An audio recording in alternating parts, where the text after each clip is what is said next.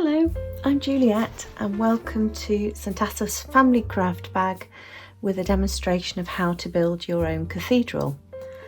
You hopefully have picked up a family craft bag from St Asaph Cathedral, and inside you will find a whole range of resources ready to create your own miniature version of the cathedral. You'll find some images inside. There's a historic etching sketch of the cathedral and also a more contemporary photograph copy as well, so you can decide. I quite like this one because it's very easy to see what the shapes are in the picture. You'll also find a range of different types of card. There's some plain white card.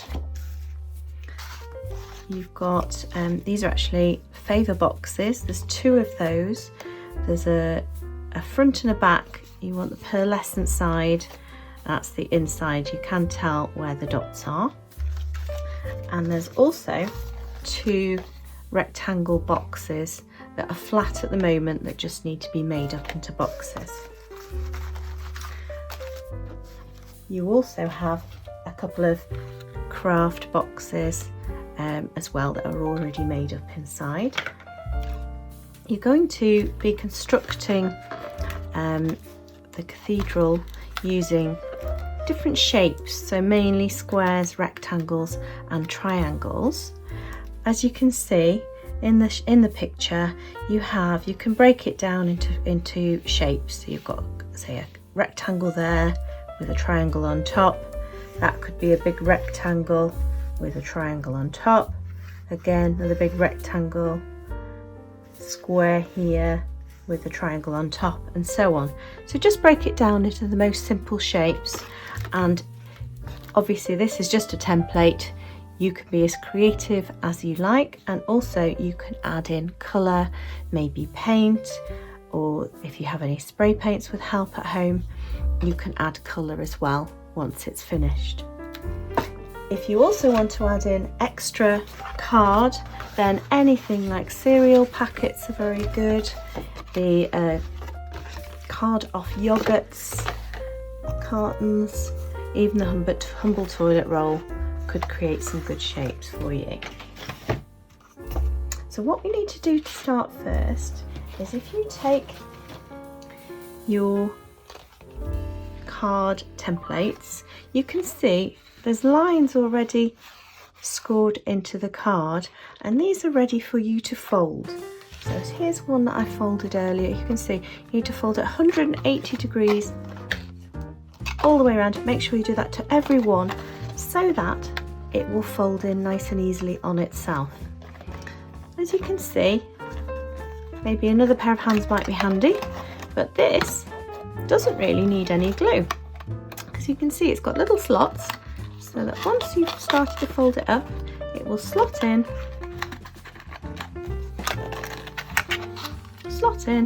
and again. So you create a little box with no gluing required at the moment. So you'll have two of those. So if you make up both of those ready, put those there. Now for the little bit more fiddly bit, the Favour Boxes. So again, as I said, there is a front and a back. You can see the little dots give it away. Those are the inside. Again, these shouldn't require any glue. They have slots and some ribbon. You'll find two pieces of ribbon in your pack. So fold all the way along like this one. You see even these top parts and these ones here. Now before I construct it, I will thread the ribbon through. Now what I do, because you don't have a needle, or if you might have at home, I think it's easier just to put a little tiny piece of, I just use some masking tape. It creates almost like a needle, so you're going in and out, using the masking tape to gently pull the ribbon through. You see it works brilliantly,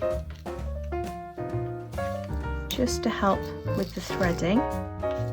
Now can you see it's already trying to create the box. Make sure you don't pull it all the way through and it pops out the other side. Again, This shouldn't need any gluing because it has a little slot here, and these pieces all fold in together. So just fold them in. Oops. Fold them in. Those two together first. You see that slots in. Just make sure that's in at the bottom. Can you see it's all in now? Now if we can get that little slot in there. Yay. There we go. And again, it's just a matter of teasing that together. Again, another pair of hands, if you've got an adult helper, would be fantastic. Bring it together and you'll end up with a piece like that. You want to keep pulling it and pulling it. What I've done is I've tied a little knot and then I've just chopped it off and tucked it inside. If you wanted to fill your box before you seal it up, you could put some tissue paper if you have any at home, something colourful, and it would look a bit like the stained glass at the cathedral. So you should have two of those, and two of those already made. These can become the main structure of your cathedral.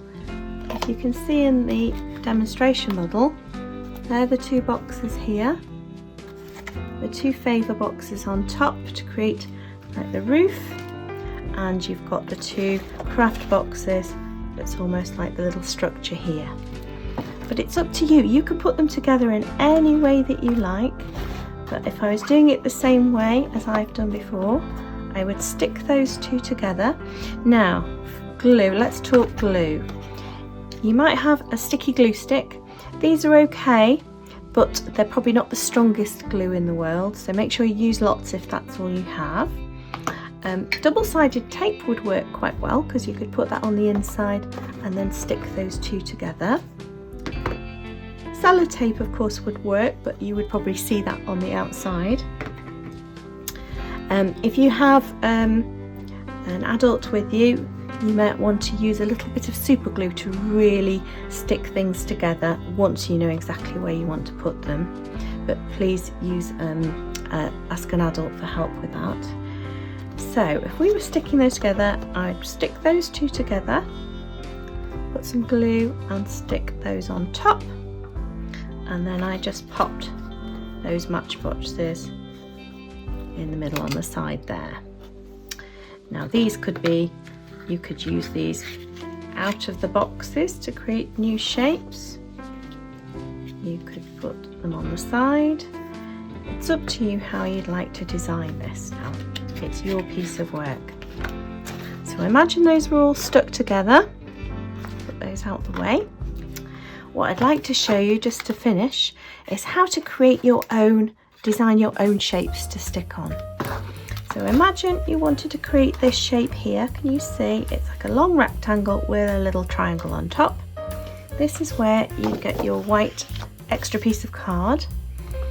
And all I did was I got a ruler and I measured what sort of size I want it. So I think that's about 2 centimeters, isn't it, across, and what, about 11.5 high.